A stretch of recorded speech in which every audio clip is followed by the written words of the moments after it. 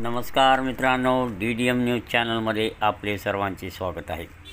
अहमदपूर शहरातील सिमेंट रस्ते नाल्याचे काम बोगस।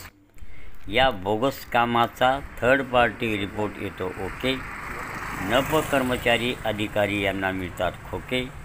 जनतेच्या माती मारले जातात खराब रस्ते आणि मुदत संपण्यापूर्वी गुत्तेदाराची अनामत रक्कम दिली जाते परत। मुफ्त का चंदन घस मेरे नंदन असा अजब कारभार सध्या अहमदपूर नगर परिषदेमध्ये पाहायला मिळत आहे।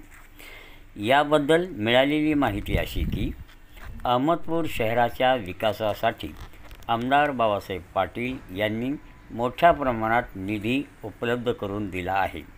तसेच विविध योजनेमधून मिळणाऱ्या निधीतून शहरात कोट्यावधी रुपयाच्या सिमेंट रस्ते व नाल्याचे काम सुरू आहे। परंतु हे काम अतिशय निकृष्ट दर्जाचे होत असल्याने 1-2 महिन्याच्या आत रस्त्याला तडे जाऊन काही ठिकाणी तर रस्ता उखडून गेला आहे।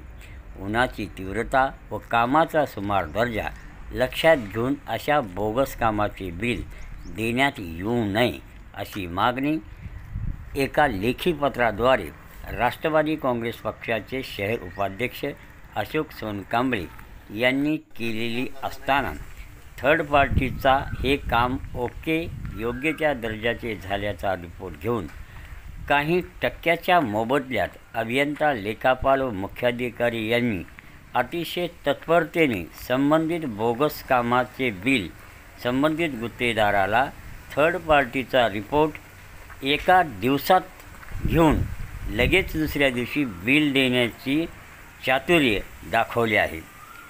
मिले खोके तो सब ओके म्हणत बोगस कामे जनतेच्या माथी मारून शासनाच्या लाखो रुपयाचा खर्च वाया जात आहे। स्वतःच्या स्वार्थासाठी अशा बोगस कामाला ओके करणारे, थर्ड पार्टी रिपोर्ट देणारे, MB लिहिणारे अभियंता आणि धनादेश अदा करणारे लेखापाल यांची या सर्व कामाबाबत उच्चस्तरीय चौकशी करण्यात यावी अशी मागणी जनतेतून होत आहे।